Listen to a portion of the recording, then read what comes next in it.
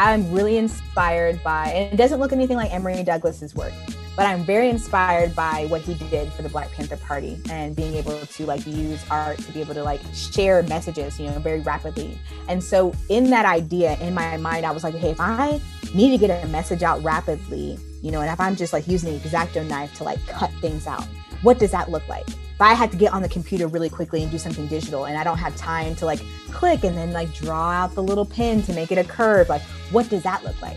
So that is often reflected in my work. That's oftentimes why clients want to hire us, is because of that particular style. That use of just like, let's use negative space, yet let's use very simplified shapes to get the very bare minimum across to folks. And I think about that in the means of activism and organizing. What is the very foundation that I need folks to understand? And if I complicate it with a whole bunch of other things, people are going to bring all this stuff in that I don't need them to. So my work is really reflective of communicating the very simplest form of what I'm trying to say. Welcome to Works in Process, the podcast that asks the hows and whys behind creative work. Take a ride with me, designer and educator George Garastegui. As I learn from my guests, there's no one way to being a creative, but endless possibilities fueled by passion, determination, and of course, process. That's my guest, Teresa Moses. She's a design researcher, creative director, organizer, and an educator based in St. Paul, Minnesota. Teresa is a proud Black queer woman dedicated to liberation of Black and brown people through art and design. Her work focuses on race, identity, and social justice. She advocates for positive change in our community using creativity as tools of community activism. Teresa is the creative director of Blackbird, Revolt, a social justice-based design studio, and assistant professor of graphic design at the University of Minnesota's College of Design. And she's the director of its Design Justice Network. Her design research interests include Project Naptural, which creates spaces to educate, connect, and empower Black women about their natural hair and self-identity, and Racism Untaught, a curriculum model that reveals radicalized design and helps students, educators, and organizers create anti-racist concepts through the design research process. With so much on our plate, we dig into it all to find out how she determined that social justice was her calling. Listen to my convo with Teresa and learn how she managed to juggle it all. Enjoy.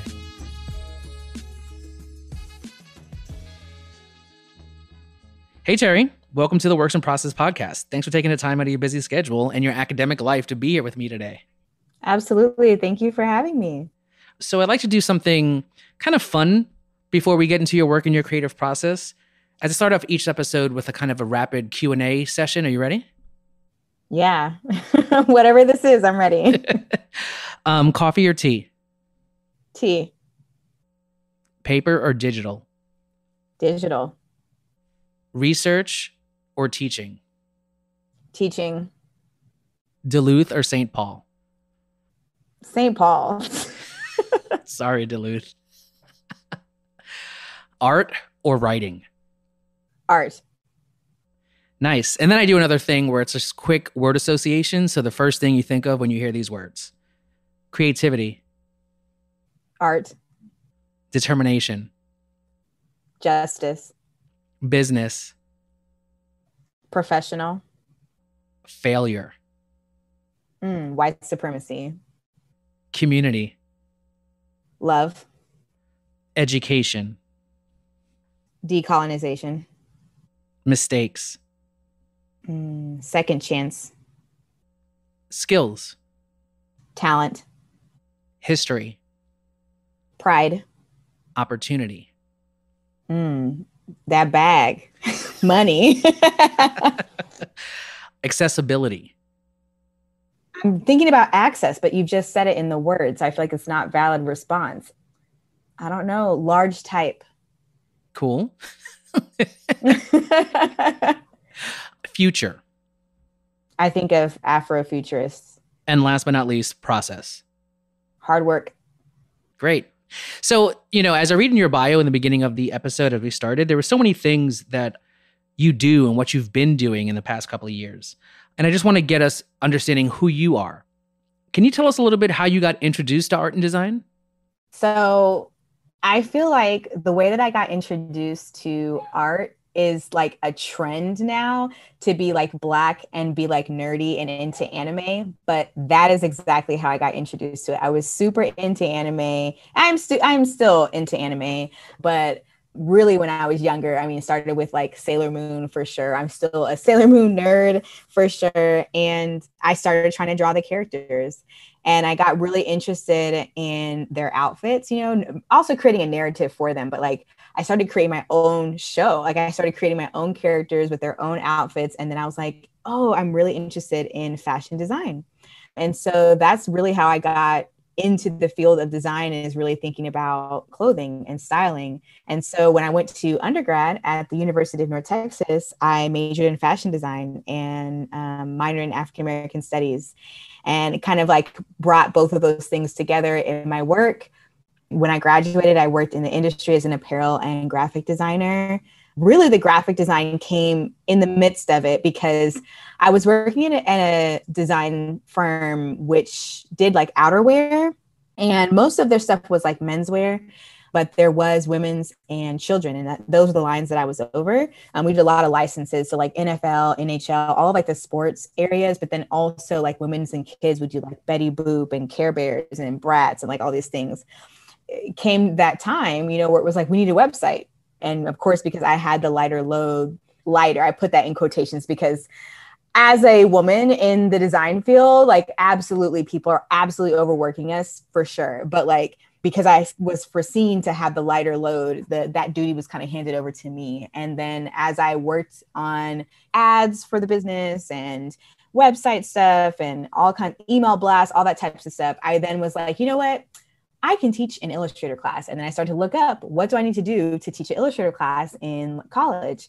And then, you know, I found out, okay, you need an MFA, so you're going to have to go back to school, all that stuff. And then everything just kind of snowballed from there. Then you go get your graduate degree and then start looking for a job. And here I am now. Well, that goes into my other stuff, was like how you stumbled into your first creative career, and obviously shifting from fashion into design and looking about, I guess, teaching and thinking about how that impacts, and thinking about going back to school. Kind of did the same thing where, you know, you just kind of focus on one thing, and then you're realizing, hey, maybe there's a little bit of a bigger mission. And then, oh crap, I have to do all this other stuff to reach that goal eventually.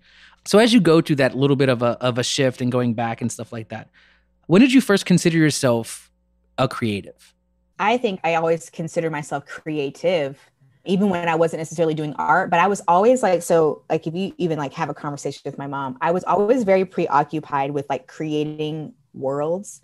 Okay. So like I used to play with Barbies, and I had a closet in my room, and I would like create her whole like house. Like I didn't have, you know, we didn't have the money to have like a Barbie house and like, you know, the big old thing, but I would create my own thing. Right. So like taking my mom's like old credit cards and cutting out the Visa or the MasterCard logo, and that's like her credit card and things like that. So I was always obsessed with like creating worlds. And like, I remember at one point I was really into like Legos, creating worlds with like the little tiny Lego people, and like, so I was really always a creative kid. I did a lot of stuff with Sculpey. When I found out Sculpey existed, it was over. My mom had like all kinds of stuff, earrings and like little bowls. And like, I would always make these little trinket animals. Like I was always this creative kid. So I don't know if I ever didn't think of myself as a creative person. Like I even remember like going outside when I was younger. This house that we lived in had like this backyard that the place where we were at used to be under the lake.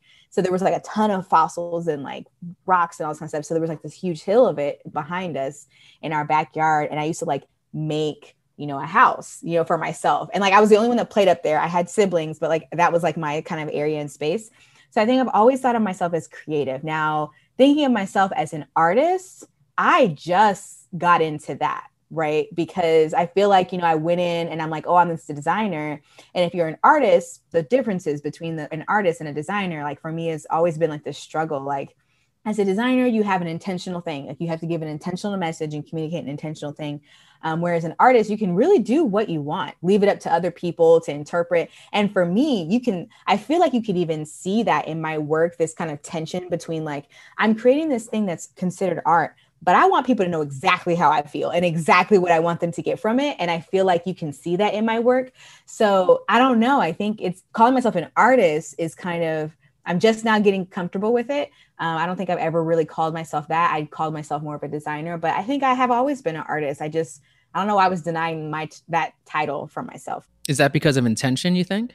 I think it's because of the intention question, but I think it's also because like when you see artists, Like, do I fit in that category? And then also, how many Black women artists do you see? Like, I don't know, like, I feel like you have to get to some level to be able to call yourself that. And I don't think you can call yourself that. I was really under the assumption that other people had to give you that title. And then again, it's like, as a person of color, who are you waiting on to give you that title? Like, it definitely is not going to be the mainstream. So like, I think it was really this kind of like internal battle about, am I qualified, right? Is my work valuable enough or considered to be whatever for me to be called an artist? So I think it was really about like title placement and who gets to say that and, all of that. No, I actually think that's a really good point of the fact of usually you don't consider yourself to give you that title. It's kind of bestowed upon you because you're hoping that other people see it within you versus maybe as a designer, because we tend to be working with a little bit of clients more. There's a direct connection to what we're supposed to be doing versus this is sometimes personal reflection.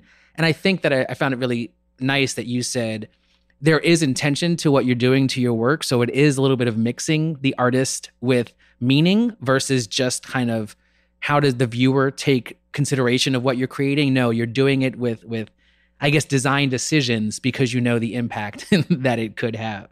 Absolutely. Speaking of that, your design tends to be rooted in the things that you're trying to express. For me, when I'm looking through your stuff and when I did a lot of research, is rooted in activism, rooted in a place of letting people know what voice you're trying to share.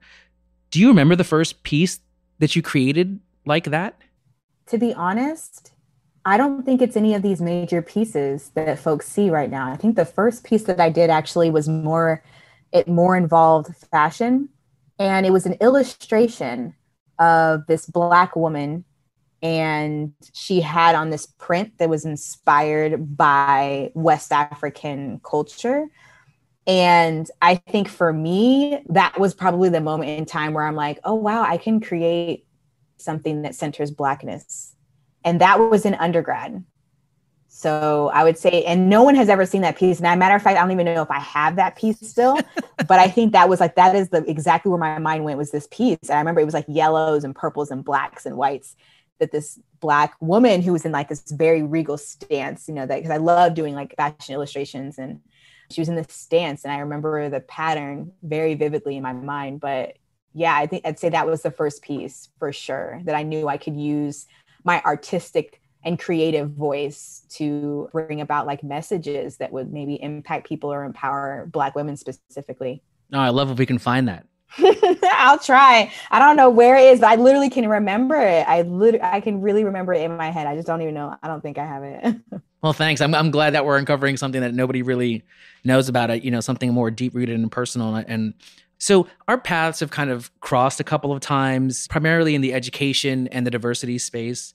I think we first met in 2017 at the AIJ National Conference in Minnesota. We also met again in Arkansas at a retreat, and then at the Decipher Conference in Michigan, which was an educational conference. And that's where I kind of learned about your Racism Untaught research and workshop with Professor Lisa Mercer. Now, there's a two-part question. Can you first tell me exactly what that is? Because I've seen it, I've watched it, I've looked at you put the pieces of it together for the workshop, but I actually want to hear you explain this. And then just as importantly, how do you think using design to unlearn things helps to systematically change the way people think about things that are kind of ingrained in people? Racism Untaught is a toolkit. It's a framework to be able to dissect design, to be able to contextualize what sorts of racist, sexist, oppressive things, ableist, ageist, all those things are happening within a design, and be able to use steps to create something that is anti-oppressive. So Racism Untaught began first, of course, with just the topic of racism. Racism is very nuanced. There is so many things that are involved in it. Like, you just cannot remove yourself from the intersectionality and from capitalism and all those things. But we tried to just make it so that when faculty members, especially, would come up to myself or Lisa, they'd say, like, how are you like talking about racism and talking about social justice and talking about these social innovations and all these things within your classroom? Like, how are you getting away with it is like some of the phrases that we'd hear. And it's like, one, getting away with it, how? What do you mean? And oftentimes it was because folks are, one, afraid that they don't know it all, right? They're going to go into the classroom and not be this expert, which again, settler colonialism has taught us that that's the way education works, which is absolutely not true. Everyone brings in something into the classroom. But then two, they were afraid of students. What if students come back and say that like racism doesn't exist, basically? And so we created this toolkit to help guide educators through a project, and it lasts the whole semester. It could easily last a whole year. People could easily do this for a whole thesis project, like taking a prompt and using the framework to create something. So basically, we work with it in the classroom. We also do workshops, which is probably when you have seen me a lot. We do a lot of workshops around the country and internationally. Right now, we're working with a lot of corporate entities. So educators were the first people that we were focused on because we're educators. And then as soon as we did our first workshop, I feel like you were there at the diversity and inclusion, like it was the Design Plus Diversity Inclusivity Summit that happened. It was the first one, right? We did our first workshop. It was like almost 200 people. And there were so many corporate people there. They were like, we want to use this at corporate. Like, why is this only for educators? So since then, especially this year, especially after all of the George Floyd protests and all of those things, we've worked with a lot of large companies. So folks like PayPal, Target. We have a contract coming up in January with Spotify and Mozilla next year as well. So like we were working with a lot of corporate entities who were like, how do we take Racism Untaught and not just use it for an instance, right? An instance of design, but how do we actually integrate it within the processes that we use within our institution? And so those have been super amazing to be able to explore with these institutions because everyone is really thirsty for it. Like one, where are all the POC designers? And then two, you have these amazing women of color who are doing this awesome toolkit. Why wouldn't you want to integrate that into your processes? So Racism Untaught, again, is just a framework and a toolkit to help folks create anti-racist and anti-oppressive design. We called it Racism Untaught because white folks don't go to a class. They don't have like a Racism 101 class and begin to learn how to be racist, right? But we are socialized. Socialization is literally education throughout our whole lifetimes to believe a certain thing, even internalized racism, right? Internalized white supremacy that we all hold. And so being able to break down the flaws in the way that you were taught as a designer, just as a person in general, those are absolutely going to help folks understand that like we have to be way more critical than we're being right now. A lot of times I think that folks take things for face value. They're just like, oh yeah, there's a lot of people of color who are in jail right now. And it's like, well, let's break that down, And I think what Racism Untaught allows folks to do is to be able to be very critical of the systems around us and to understand, I want to take that quote that Antoinette Carroll always says, just these systems of oppression, they're all designed and they can be redesigned. And so using Racism Untaught to help us redesign, reimagine, abolish, and absolutely just recreate something new is so important for us to thrive and for all of us to be included, right, in society. So I would say like absolutely unlearning our problematic socialized behaviors is going to help us move forward, especially in this conversation around equity and inclusion. No, that is amazing that something that initially was started, I guess, as an educator space, right? Because you were getting the question that you and some other people were able to do this, and how were you able to figure this out, right? And now creating, well, it's not anything new. It's just like how to rethink and reshape what you've been taught, and then kind of creating this framework to allow them to be able to replicate this, right? So it's not just, because I think that's always the worst thing, where certain professors who do something a certain way, like if you don't go to their class, then you're not going to learn from their space or the way that they teach. So you may lose out because nobody else will get to do that, except if, I want to take Teresa, I want to take Professor, Moses. That's why I'm going to take her because of this. What I just heard too is now the expansion of that to move it out of the educator space and to move it into corporate, which, like you said, in this crazy flipped out year of 2020, as we're about the end of it, where everybody is clamoring for something like that. And people are now wanting to be that and to start to how do we think about this in corporate America? Because those are the spaces that are now shifting to be holding on to those systematic ways of thinking. Who gets elevated? Who gets hired above somebody else? What's the pay scale? All these things that come into play need to be rethought. So I really appreciate that people are now coming to you to start thinking about it in their systems versus only being limited, let's say, into the educational space, which is helpful for the students who are taking it because they're going to learn how to shift and create these models into other things. But it's actually more impactful now that you have all of these slates for corporate America too. So congrats on that. Thank you. Yeah, with the educators too, I just feel like all the educators are very intimidated to talk about these topics because, they don't know about them at all. But I just like give the example, about the racist designs that show up on H&M's website. I was like, do you know how many hands, how many eyes saw that before it was published online? You know how many people made the decision to put a little black boy in a sweater that said King of the Jungle, whatever it said, something about implying that he was a monkey, Monkey in And the jungle. so yeah. And I'm just like, do you know how many eyes that had to see? And I tell my students that I'm like, if you were you weren't even the photographer or the person who posted it on the website, but let's just say you were the person who had to go grab the shirt because you're starting out. You had to go grab the shirt and give it to the model. If you could have looked at that shirt and said, hey, this might be considered wrong, to put this on this little black boy, how many problems would have been solved, had one person just questioned that. And so I like to think of this whole process, like Racism Untaught, as being something a lot bigger that we need a lot more help on. It can't just be the Black professor in the design department to do this. It can't just be Lisa. It just can't be me. It can't just be just another person of color. It has to be everybody talking about this stuff in class. And the more we talk about it, the more comfortable we're going to get. And the more unacceptable these things that are happening in our society will be. Right. It's unfortunate, the pressure that it puts on educators of color to be the only ones having these conversations, or the person of color in that room and the agency or things, the only ones who are bringing this up. If anything 2020 taught us is that there needs to be so much more allyship in this conversation, to be like, we need more people who are identifying and calling out people, because if it just seems to be the people of color, then it always seems to be, well, you always say that. No, it needs to be other people to be like, this is a problem, right? Why are we consistently doing this?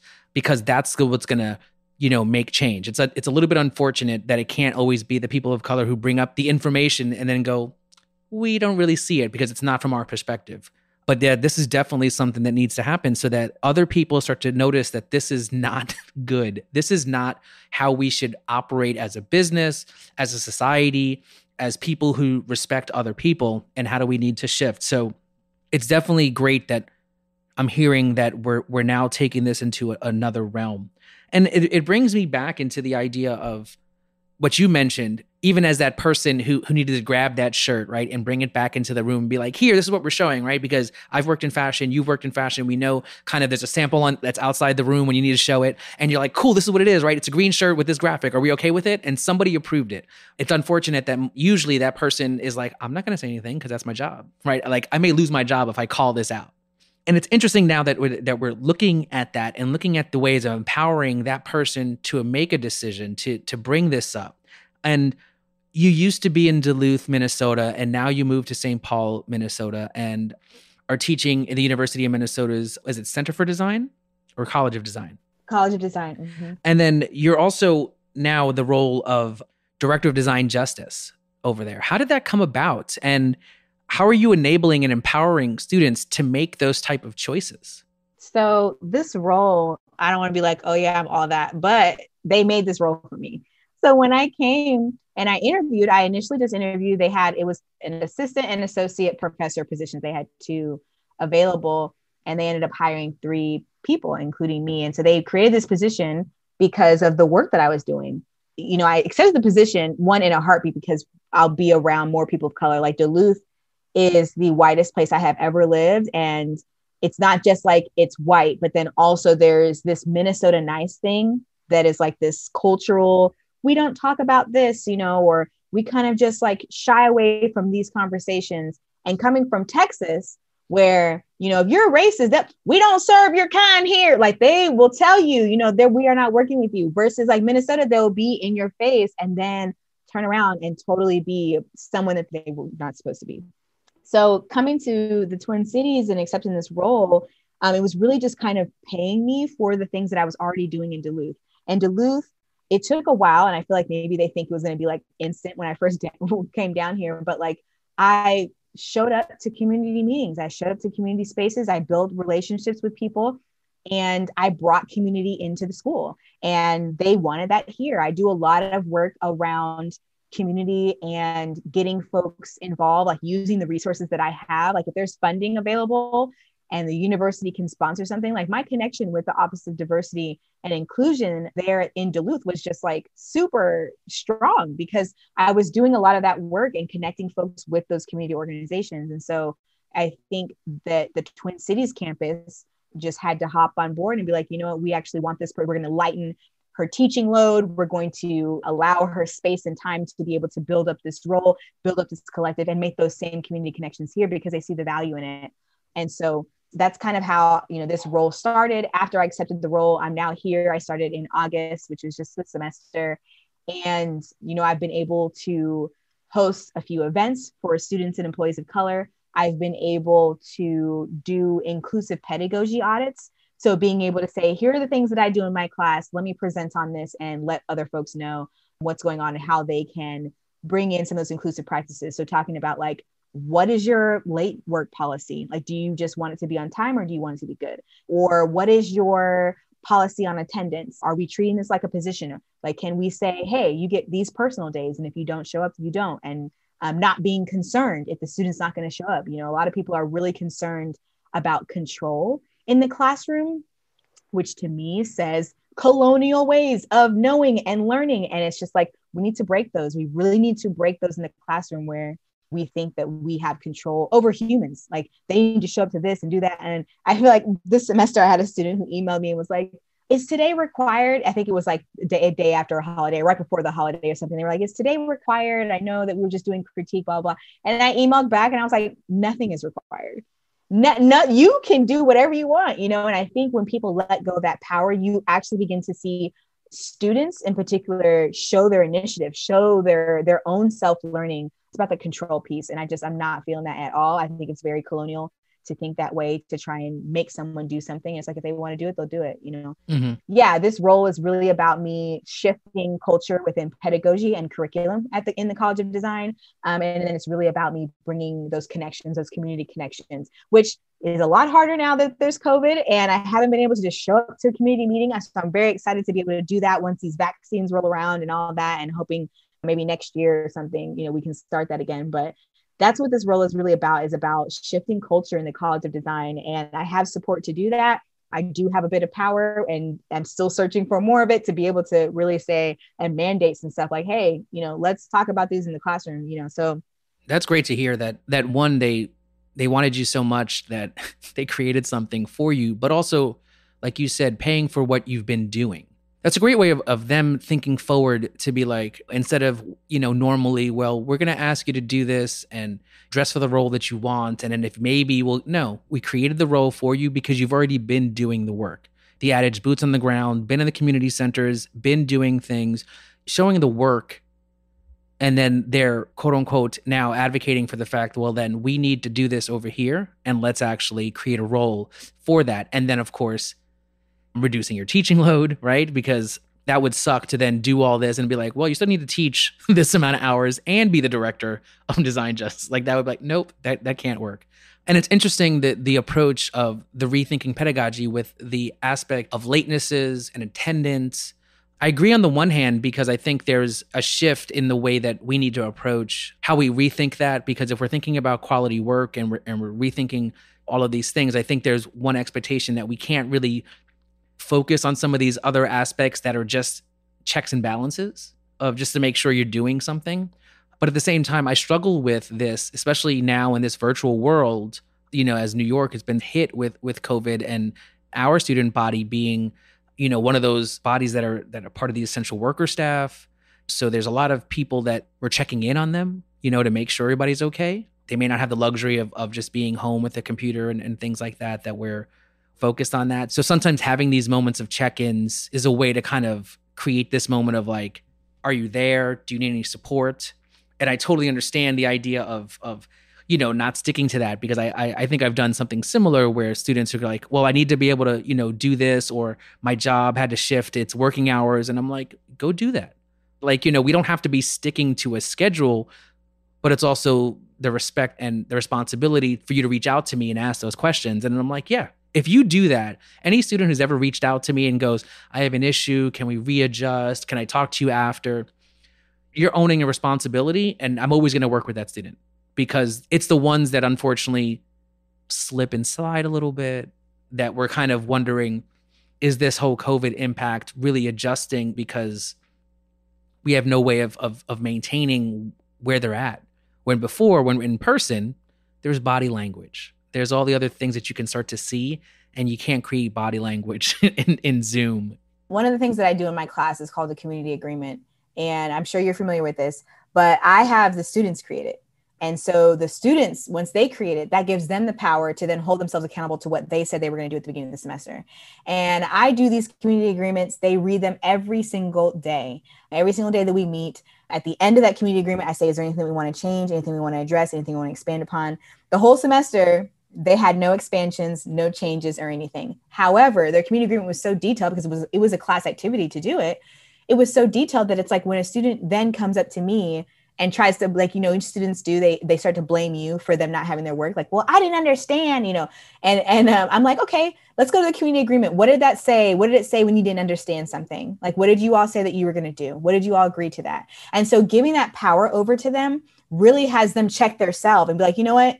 If I was at a job and I came in a week later and didn't have anything for the client, you can't just be like, well, I didn't understand the brief. So you wouldn't say that. You would have to take responsibility, right? And so that's one of the things that I do. Also, that vulnerability piece of not just, especially if you're going to talk about things like racism, sexism, all those things, you want to be very open about your own story, your own internal whatever, all of that. But if you're open with them about, y'all, I got to get grades in at this time. So y'all can't be turning stuff in late because then you're going to make me look bad, make me lose my job. They laugh. But then they also understand, let me get this to her, let me make sure I'm on point so that she's not over here freaking out, right?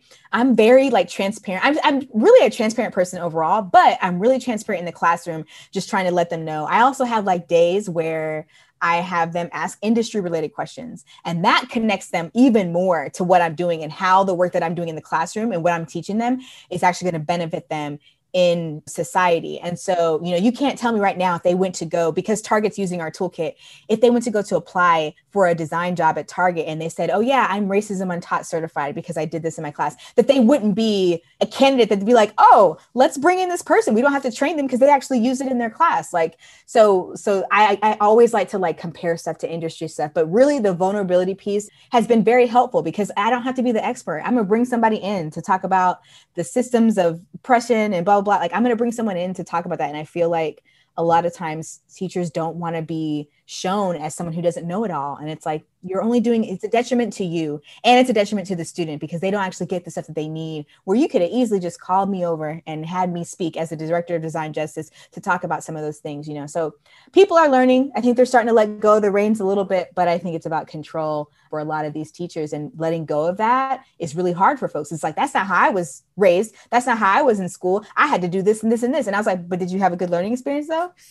No, most of the time it was really horrible, right? Yeah, I think power and control, even in small doses, because obviously you're the person standing in front of the board or you're at the computer or controlling the thing or when something is due, right?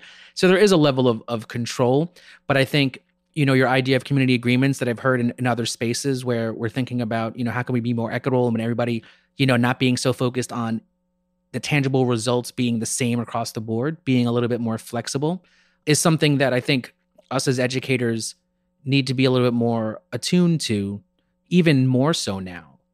Things are so fluid that, we can't go into the space the same way. And even if we did have good experiences, in our design education, we need to be learning all the time. So I appreciate the little tidbit of the community engagement kind of thing for us, because it'll probably allow us to be more flexible and real with our students. And I think the vulnerability factor that you mentioned is definitely something that all of my colleagues who are very similar into the way we think, hey, we're going to open up our lives to this is what we're doing. I was late. I woke up late. I did things like that. I know when I used to unfortunately walk up late into a class and be like, I overslept, I was grading, I was this, sorry.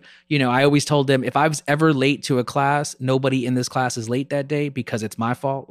Just being totally honest that if I can't hold myself to the same rules that I would normally hold you, then I can't change it. Even if somebody came at 5 minutes left to the class, nope, they're totally on time because I was already late. Creating those moments and thank you, because sometimes we need to hear that again and again and again to just be reminded that we no longer should just I guess, default back to, well, that's the way it was done, or that's the way our institution likes to do it, or that's the way I've even done it. You know what? I think all the good educators are the ones who keep on adjusting and shifting along the way, because society and things keep on telling us that things need to be done a little different.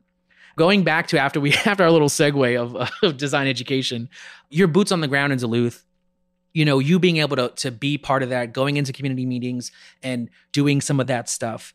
How were you drawn to community work? And what kind of impact has that had on your creative output? So, especially my community work within Duluth, it wasn't even so much of like I was drawn to it to do something good for people, even though that ended up being exactly what it was. It was really out of necessity. There were no Black people. There were no Latinx people. There were no Indigenous people. I didn't know where anybody was.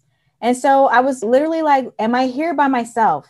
And then, you know, once I finally got involved in communities, seeing the need and seeing that I had privilege to be able to do something about it really then motivated me. But really, I think a lot of folks are like, always like, you know, Black, queer women are always like at the lead, at the front of these protests. And it's like, I honestly think that a lot of us are searching for healing. We're searching for community. We're searching for oneness with each other. And it just so happens that when we do that, we also have to end up fighting for something. And so I think for me, it was really about necessity. It was really about finding my community and being able to give back where I could, right? Because I know, like, especially in Duluth, I know I was in the top 10% of people who earned out of the Black people. Like, Black people are in poverty there. Indigenous people are in poverty. And so it's like, if I know I have this privilege, what can I do?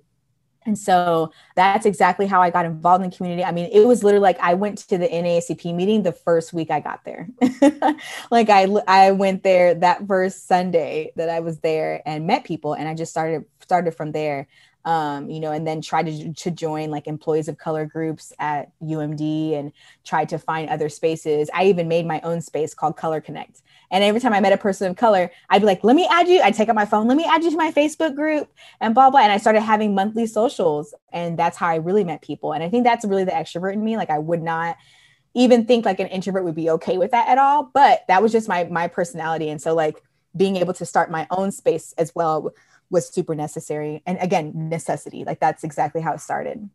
So now trying to find your people, right? And in a place that you feel is not necessarily not for you, but you just like, where are all these creatives? Where are all these people of color? Where are these women? Where are these, you know, Black, queer, you know, where are all these people that I can kind of like connect with, right? So I can share my story, or we can just grab a drink, have a coffee, whatever. Just how did that community organizing work, community finding work start to really impact the way you created, your output and your artistry?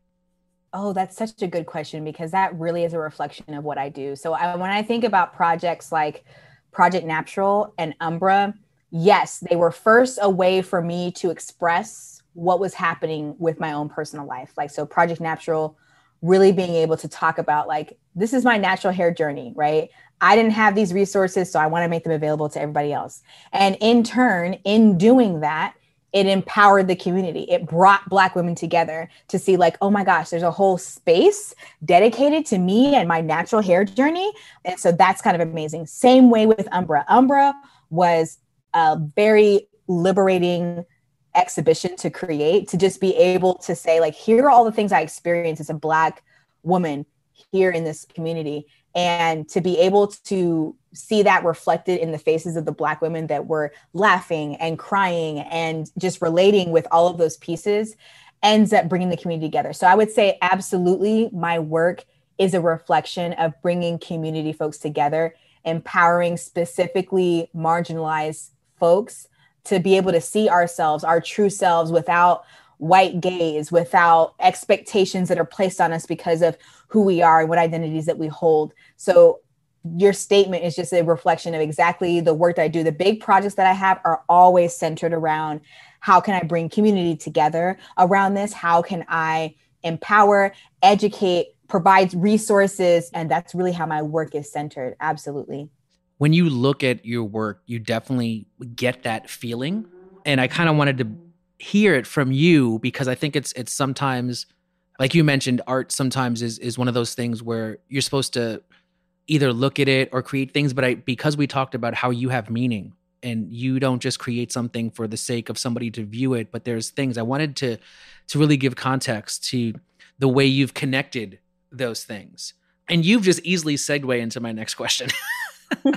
So as you're doing those two amazing projects and you're focusing on Black experiences, I noticed in the Umbra thing, you had themes that you focused on. It seems that there are 6 themes of gaze, control, savior, danger, anger, burden, and liberation. Can you tell me why those 6 words? Yeah. So what you were kind of hitting on just now is the way in which I involve all of these different elements within all of the work that I do. I am absolutely a systems thinker. So I'm never going to create just an art piece and that be it. We're going to have a zine. We're going to have this interactive piece. We're going to have all of these different things. Like that is exactly how I do my work. And so those 6 themes, those came out after I finished the whole thing. So I like to, again, because I'm a systems thinker, I'm like, how can I more easily digest this? How can folks who are going to go through this and experience this more easily digest what it is I'm trying to say? And having those 6 themes was a way for me to organize it.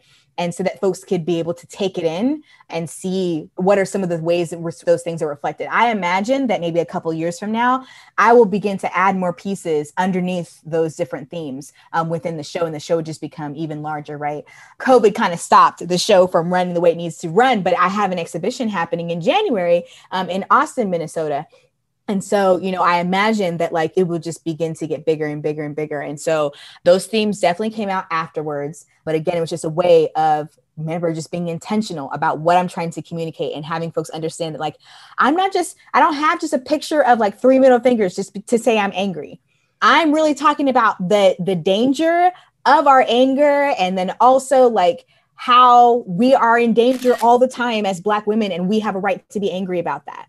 Thank you for that. And I love to hear that it wasn't something thought of in the way that, oh, these are the things that I think I need to produce. It was, now I need to have people understand the work that I put and give it some type of extra context. And I think that's a really great way to say that as a systems thinker, I'm looking at all the different ways that either somebody can experience this when they're viewing it. I know you had some experiential things at the exhibits. It's almost like, if I can parse this, it's so much easily digestible and I can bring more people in to understand what I'm trying to do. You know, just looking at the images for that, but even the thought process of making sure that the work which has meaning can start to give the meaning that you want it to, instead of maybe somebody else controlling the meaning. Doesn't mean that somebody doesn't see their own journey in there and their own versions, but you're directing them to say, look, go down this lane, and this is the experience I want you to have with that. And I think that's very powerful. I think it's a very interesting way to kind of think about how you want to not control the message, but guide the message. I think it's a better way of explaining it. So you're not like totally taking away the viewer's aspect of, because looking at art, you want to be taken away and have your own experience. And sometimes if you're being too heavy-handed in the way you want somebody to like, this is what it's supposed to say, literally, then I'm kind of like, you know, because you're not allowing me to experience it. Yeah, that totally makes sense. I think with Umbra specifically, I wanted folks who are not Black women to experience it a certain way. So if you remember going through the exhibition, there are like 2 different ways in which you're supposed to experience it. If you're a Black woman, you're supposed to read this description. If you were everyone else, you know, I said everybody else, you're supposed to read this other description, right? And so I was very deliberate in the fact that everyone who fit in the everyone else category was supposed to just listen, was just supposed to read and listen and take it in, right? Whereas Black women got the liberty that they don't get in society to experience it however they wanted to. Like even the zine, I had a 2-sided, you know, a flippable zine. And so the one side where it was like everybody else, they just had to listen and read the quotes and read what I said and what I put there and just take in those images. Whereas the other side, Black women were invited to add to the zine. And so for me, you know, being able to have people feel that like, as a person who is not a Black woman, I don't get liberty in this space. And this is how Black women feel all the time. That was very intentional on my part for them to understand like, hey, we don't get this opportunity all the time. And so what you're going to do is just sit back and listen to us, because anytime we try to talk, you all are just like, you're an angry Black woman, and you don't really even listen to us. So now look at this beautiful art and understand these messages. And that's how I want you to experience it. I'm trying to control this because you all already have control over our bodies and our minds and our thoughts and the way that we speak in society. So it was a very intentional way of having folks who have different identities to experience Umbra. And that was just intentional. I can't say that enough. No, that seems very empowering to be able to have those two sides, but also give a voice or a perspective to the people who, one, should just be listening, but in reality to say, look, this is for us, for you and the other Black women who you want to create this safe space, and to allow them to experience a totally different way. And like you mentioned, to add, that to me is so great that you're being inclusive in this, even though it's an exhibition of your own work, to say that this is not just my story or my perspective, it is our story. And just listening to the power that you're sharing with me right now just allows us to say that with the intention is so much design decision, right? So much thought in the way that you want people to experience, regardless of who's looking at it. And with that, the work for both Umbra and Project Naptural, there's an illustrative style and a typography that almost resembles that of like woodcut and hand-done nature from my perspective. I'm going to ask a silly question now, but was that a conscious choice in the way you created that? Or did it just feel right in the way that you made it, that that's just the way these visuals and this typography should look? That's a good question. So Project Naptural is definitely a different style. Like, as far as like, it was a lot more influenced by my fashion illustrations. And I used a lot of natural like elements for the hair, just to imply that like it's like 188 different textures of hair in the Black hair community. But Umbra is really birthed out of this new style that I believe I found here, when I was in Duluth. I'm really inspired by, and it doesn't look anything like Emory Douglas's work, but I'm very inspired by what he did for the Black Panther Party and being able to like use art to be able to like share messages, very rapidly. And so in that idea, in my mind, I was like, hey, if I need to get a message out rapidly, and if I'm just like using an X-Acto knife to like cut things out, what does that look like? If I had to get on the computer really quickly and do something digital and I don't have time to like click and then like draw out the little pen to make it a curve, like what does that look like? So that is often reflected in my work. That's oftentimes why clients want to hire us, is because of that particular style, that use of just like, let's use negative space, yet let's use very simplified shapes to get the very bare minimum across to folks. And I think about that in the means of activism and organizing. What is the very foundation that I need folks to understand? And if I complicate it with a whole bunch of other things, people are going to bring all this stuff in that I don't need them to. So my work is really reflective of communicating the very simplest form of what I'm trying to say. 3 middle fingers that are a silhouette in all Black, and they have like these whites. I was going to make like the white be like a mirror so that people could see themselves and us saying F you. But to have this very simplified message and using this like really nice open negative space, to me, I was trying to evoke the urgency of the message. And then also, again, that very simple message in the show throughout the whole thing. And so for me, again, very intentional choices, very intentional style. I feel like everyone, when you're in design school, you think like, I need to get my style and I want people to hire me because of my style. When in actuality, people are not hiring you because of your style. They're hiring you because you're a designer. You can do what they're asking you to do. It's only now that I've begun to create my own style and that people are just now recognizing it. So that is not something that you come out of college, being able to do, but being able to flourish in that, doing my own personal projects and being able to affect my own community in this way has shed more light on what I'm doing. But yes, what you are seeing and the way that you're describing my work is exactly what I want it to be. It looks very rapid, even though it takes a long time.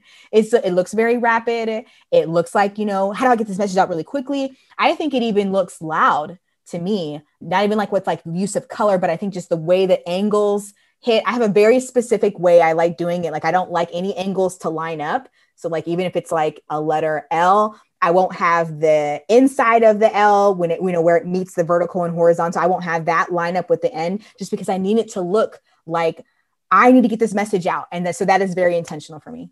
Thank you for all of that, because it feels intentional, right? And sometimes, some people can kind of go through that and understand and just create work that is done a certain way. And some people, like you just mentioned, how the parallel lines of an L are not going to meet up on purpose. The intentionality of it to feel energetic and urgent is so interesting to hear, that there's thought in the nuance.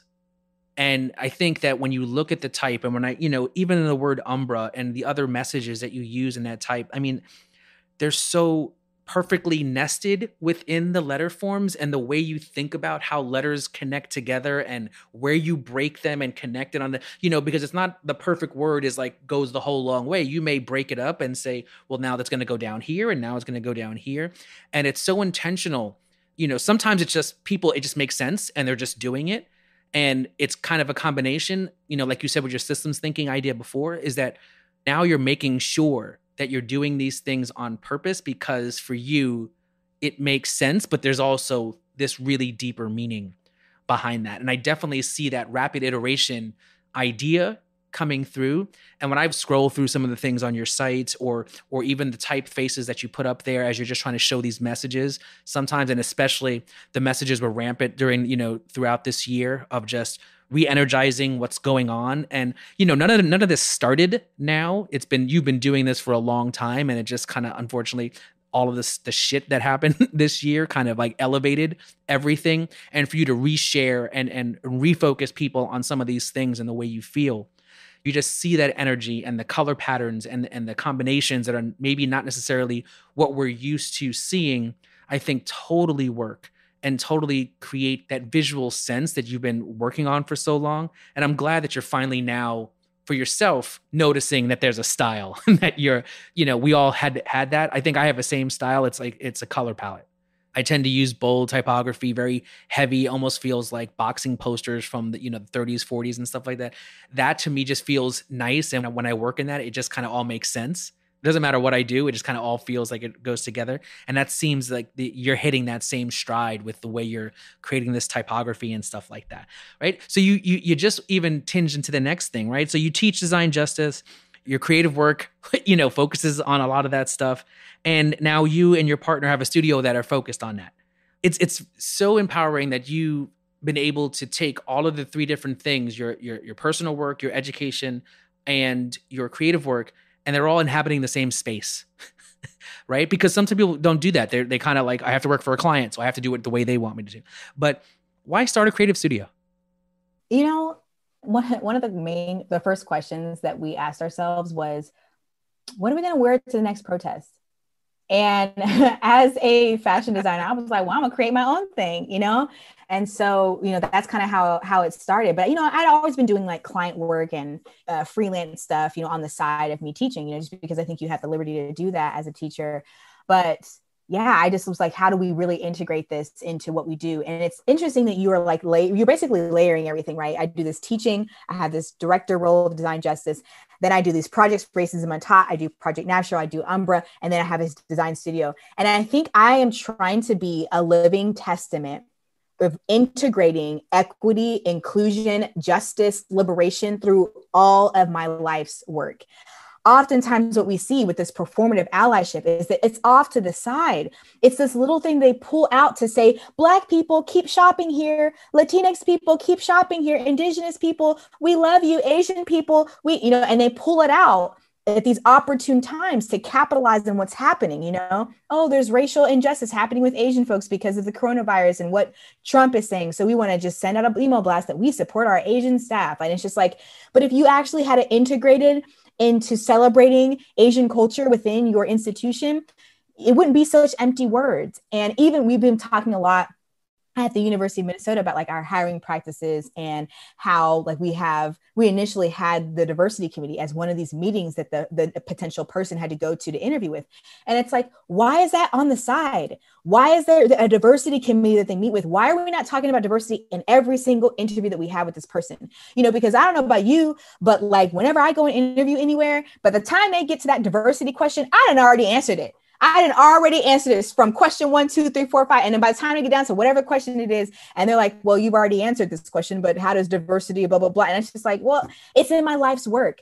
And I feel like people have to really take this on to say, how can I weave in anti-racism? How can I weave in liberation and freedom and justice into everything that I do? And when you do that, things begin to just make more sense. I know I still do a lot because I just like doing a lot, but I think people think that it's more than it actually is, because the stuff that I learned through Project Naptural enabled me to do the work that I do with Umbra. The stuff that I learned with Umbra helped me to continue doing the work that I'm doing with Racism Untaught. The stuff that I'm doing in my PhD in social justice education is also weaved into every single thing that I am doing and working on in my life. And so I think folks need to understand that they have the opportunity to do that too, that they don't have to have these little segments of diversity in these random places, that they can really learn how to permeate all of their work. And I feel like if people actually had people of color, if the people actually had BIPOC folks on the front of their mind, liberation on the front of their mind, this would be a no-brainer. They'd be like, we have to do this. We have to integrate this. But because folks have the privilege to completely forget about all of these issues, they don't put it into their work. It's not a part of them. Whereas with BIPOC folks, we don't have a choice. Either we're going to continue to be harmed by it, or we're going to do something proactive against it. And I've chosen the latter. So folks who have the privilege to be able to do that, find something where you can integrate this into your whole life's work, because it's necessary. It's needed. We are not the majority. You are. So what are you doing for the liberation of BIPOC folks here in the US? Woo! That's gonna go bumper sticker. It's the longest bumper sticker ever, but that's like the bumper sticker, right? Look, you answered the diversity question before it's ever asked. You're answering my questions before I even ask them. Because I was gonna ask you, like, how do we get students and creative people to give back further to communities? Right? Because it's one of those things where sometimes it's hard for people to even be like, am I allowed to bring myself to my work? Am I allowed to do that? But also, how can I continue to think about that? And thank you for that ability to say that if we can do this and we can permeate ourselves in everything that we're about, one, eventually we're no longer hopefully having these conversations. And two, like, why the hell are they even asking the diversity question if you've answered it already, right? They shouldn't even go, well, how do you know it? You've answered it, right? I know it's kind of corporate culture to be like, well, I need to at least go through the questions. And I'm like, no, if she answered it 4 questions ago, that question is null and void now. Let's move on to the question after that. Thank you. Well, as you're telling us all these things, and I love the passion and the way you're producing and the way you're thinking about all of this through the multiple things that you do, the layered things that you do. And obviously mentioned that you're on top of this, you're also a PhD candidate, and now you're actually becoming a student. Too many things. What aspects of the creative process do you struggle with? I think I struggled a lot with the creative process when I was doing things I wasn't passionate about, when I was just creating work because the client asked me to do it. And I think I'm now at the place, like, again, if you're just a student, this is not going to be you for a while. But I'm finally at the place where I get to choose who I want to work with. When people come up to us, when they email us, when they come and they see us at shows or whatever, and they want to do a project, I get to decide if what they're doing is something that I am also interested in doing. Again, that's a privilege of being able to work as long as I have worked, and also to have the portfolio that I have. It's a privilege. Absolutely. I believe that. And I know that. But I don't think I necessarily have a super hard time getting excited about something when I have said yes to it. Because after I've said yes to it, I'm like, okay, let's start sketching. Let's start blah, blah, blah. I think the hardest part for me in the creative process, if there is any, is maybe coming up with specific language. So like naming things. If we have a client who comes up and says, I have a new business and I need a name, because there's just so much that rides on that pressure. And so I usually leave that up to my partner, Jordan, to do.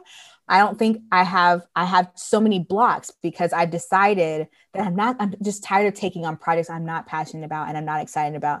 And if I do take them on because I know them and I've worked with them a long time ago or something, I'm going to upcharge it because I'm just like, I'm not in my vein right now of doing like a school, blah, blah, blah. Like, I just don't want to do that, and oftentimes I'll just refer it to someone else if I can. But yeah, I don't think I really have a super hard time now because the things that I choose are things that I would have chosen, to do, being paid or not. Right. And so being able to say that, I think, really helps me in identifying what projects I want to work with, what clients I want to work with, and how I want to work with them. Right. And how I want to be partnered with them. So yeah, I'm not really at that place anymore where I have too many roadblocks ahead of me because I'm passionate about it. That's great. I mean, it's great to be able to get to that point where you understand that. Now, conversely, let's think about it. What would you tell a younger Teresa entering the creative industry or wanting to be creative? What would you tell her to give her a leg up? Absolutely. This is the one thing I will always tell anyone who asks me, is to seriously look at what your passion is first. Don't think about the fact that you're a designer and you need a graphic design job. And I'm going to go to LinkedIn and I'm going to search graphic design job. What you should be searching is the issue that you're passionate about. If you're passionate about animals, find a place that you're interested in working for and email them specifically and say why you're interested in being in that business or in that institution, why you're interested in working with them. And I would go about it that route. That's exactly what I would tell myself, because I feel like as soon as I got out of college, I graduated in 2008. So I was at the height of like another depression that we're kind of like in now. Right. And so I was very desperate trying to find like positions and trying to find all these things. But if I could go back, I really would have searched for the company. I always say issue first. Like that is the thing I would have searched for first. Then I would have sent these beautiful emails, romantic, beautiful emails, like just completely trying to overtake them and say, this is what I saw. This is the things that I feel like I contribute. I feel like I could really be somebody here within your business. I would have just sent them a romantic letter talking about how I wanted to be in that place. And oftentimes when my students have taken that advice, they get interviews, even if they're not hiring. They get to talk with a CEO or whoever it is, even if they're not looking for a position. And sometimes they get positions out of that. So if you are actually passionate about an issue and you have this business over here that's actually doing this thing, that's who you reach out to. You don't reach out to just this person who's hiring a designer, because I'm telling you, talk about like feeling like you're in a dead end job, is oftentimes because you don't like the company. You are literally giving that company money because of your work. You want to do that for someone that you're excited about. And I think folks need to understand that. So issue first is always the top advice that I give folks. Issue first. Nice. I love it.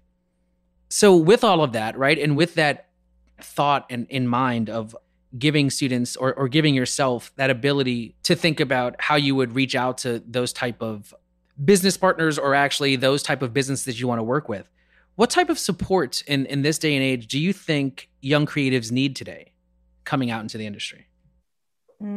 So one, I do think that folks need to get connected with other designers. And I am not necessarily saying that AIGA is the way to go. If I was talking to another Black designer, I would say, look at African-American graphic designers, that group, because they're on their stuff. And I'm not just saying that because I'm part of the core team, but connect with people who you can see yourself and you can learn from. And I would say, like, for me, I didn't know the first place in finding a mentor. Now I've kind of signed on and got some people who like hold me accountable and can help me out when I need, to certain questions asked. But when I was first graduating, I did not know where to start. I didn't know who to contact. And I would so really open up that network. It's harder now, again, because of COVID, but there are digital events. If you are seeing someone online, and from the State of Black Design panel that I was on, I have had probably like 6 or 7 people email me and say, I saw you on there. I just want to talk to you. I just want to connect with you. And if you're a student, you best believe I'm gonna make some time for you. You best believe I'm going to say, here's my open schedule. Here's a link, make your time slot, blah, blah, blah. And I still meet with people from then. I've met with like a couple of folks like 3 or 4 times already, talking about their thesis or talking about this or that, or just life. And so, when you find someone that you see, like, don't think that they're so out of reach. They're so on another level where you can't contact them, especially if their contact information is somewhere like me, who's on the university page. Contact us. I feel like Cheryl D. Miller, for instance, she requested me on LinkedIn, and I was like, oh my God, Cheryl D. Miller. Like, I was freaking out. And now I'm on a potential partnership with her to teach a class next year through my Design Justice Initiative. So like things that I didn't think were possible. I feel like oftentimes, especially as BIPOC folks, we are taught that like that is far out of our reach. Like, you'll never get there. You're in this career, you're never going to make any money, blah, blah, blah. And it's like, that's just not true. That's a lie of white supremacy to keep you toned down into a box, into this place where folks want to have you. And I'm saying, break that box, completely destroy it, and reach for the stars, reach for your dreams, and seriously reach out to people who you didn't think you would be able to reach out to. And that's what I wish I would have been told, sooner, is like Emory Douglas, like emailed him, like, and brought him to campus like last year. So I'm just saying, like, things are possible. And I feel like society tells us those things aren't. And especially if you are a BIPOC student, we understand the struggle, people who have been in this for a while. And so we're absolutely going to make time for you, and best believe we want you to succeed. I definitely think that's the case. And just to co-sign on your Cheryl Miller thing, she is so giving. So giving. You would think that somebody like that would be like, I don't have the time. No, she is like the total opposite way. She will make the time, even if it's 5 minutes. She will say, cool, I got 5 minutes, I could talk to you, and I think that's a testament to how we want to keep this conversation going and let other people know that there are people out there, right? Because before, we couldn't see us in the industries because there weren't other people in the industries for us to look up to. And somebody like her is making sure that she passes on the torch to other people. And then those people are helping push this. And like you just mentioned, if you notice you're getting a call, and if it's a student, you're making yourself available. And I think those are the things that we need to continue to do to allow other people to continue to see that as a creative, as a designer, as an artist, there are others like us out there. And we should look to find out who they are, find out how they can mentor us. Even just a conversation sometimes goes a long way. And I've been one of those scared people who would not reach out because you had this systematic idea, well, they're so-and-so, and who am I to talk to them or ask them for like, an email conversation. And if I've learned anything as an educator, and when I see other students doing that to their potential people who they want to connect to, and then that person goes, yeah, I'll talk to you. And you're like, holy crap, right? Like, they've been able to do the things that I haven't been able to do. And it's so empowering that they then have that confidence, right? And I think that's one of the things to empower our students to be able to think like that. And especially now that everything is digital anyway, like nobody's going in person to meet anybody for coffee anymore, right? It's almost so much easier to request that time because, I'm in New York, you're in Minnesota, and we're having a conversation, right? Like, all of this is possible now, where before we thought like limitations of location were that. We're now realizing that doesn't play a role anymore. So thank you for that. What are you working on now? So what I'm working on now, definitely the forefront is going to be Racism Untaught, just because we have so many other new workshops. I mean, the corporate entities that I just set out, like, of course, we're excited to work with them, but there's also a ton of higher education institutions that we're working with next semester. So trying to work through all of that. I would definitely say, we haven't had a new line of t-shirts come out like this whole year. So I'll probably be working on that over the break, just to like give myself a break. I really want to create a shirt that says abolitionist on it. And so I really want to get that out there. It's just been in my heart, in my mind, my spirit. So I want to get that out there. So working on stuff like that. I think also I'm trying to plan for a trip to West Africa to really start planning the symposium, because the symposium for Project Naptural was supposed to happen this year, 2021. And because of COVID, it just kind of stopped all the planning and all of that, because I don't really know, if we can bring that many people together. So the thing that I'm kind of focused on now is like, how can I go to West Africa, learn about natural hair traditions, learn about community traditions, and then bring some of that information back over to Black communities here. Wow. And so that's the things that I'm working on. And then of course my PhD, which again, all of it's overlapping because I'm going to be creating a book. I really want a design foundations book centered on Black liberation. And so that's, and I'm thinking like, Ellen Lempton, you can teach from her book in a typography class. I want to create something like that, but something that's centered in Black liberation. Like, how do we start with the first year graphic design student and begin to center their work on the liberation of Black people, and knowing that when you liberate Black people, that you're actually liberating all people. Mm-hmm. And so being able to frame it in that way, I'm kind of getting like tingly even talking about it. But that sounds awesome. Yeah, I'm very excited to do. Mm-hmm. Wow. I mean, the impact on that alone, I just kind of like envisioning, the ripple effects of what that can have, like you mentioned, is if anybody can do it, I believe in you, because I don't think that you, as somebody who sits idly by, when you have free time, you really don't have free time. You're ramping it up and doing something else. Like, so like, I can't wait to probably follow your journeys, because you'll probably post some stuff up, but to what that can be and how you start to bring those cultures back here and start to bring the idea of, liberating one actually means liberating all, and how we can learn from that. So as an educator and as just a human, I want to learn. And so sign me up to whatever newsletter I need to do to follow you on all of those. Yeah.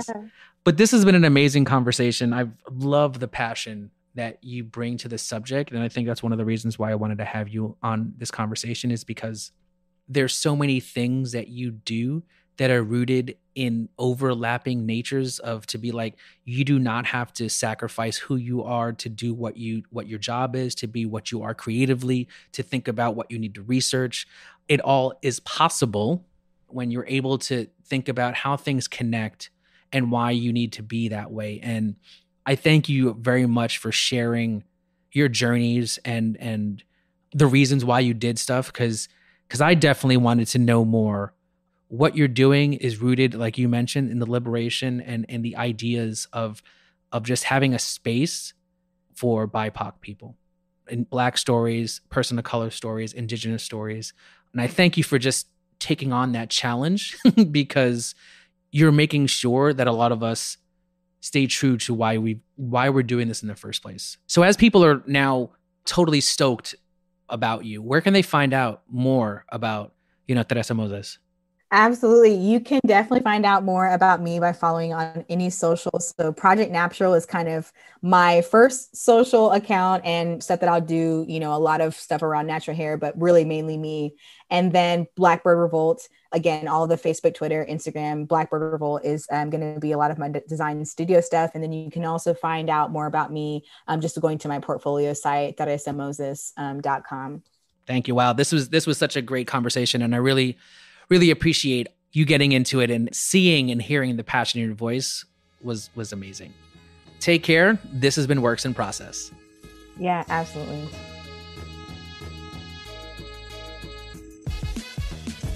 I want to thank my guest again, Teresa Moses. I'm fascinated by all her work visually and what she teaches.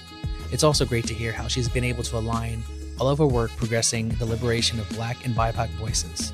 I'm glad she decided to come on the show and share her perspective and creative insight with you, my listeners. The Works in Process podcast is created by me, George Garristegui Jr., and this episode has been edited by Hearsay Productions. Thanks so much for taking a journey with me, and I hope you enjoyed this episode. Be social, and let's connect on Twitter, Facebook, or Instagram. And if you like the show, don't be shy.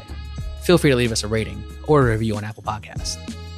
And until next time, remember, it's not always about what you create, but how you create it.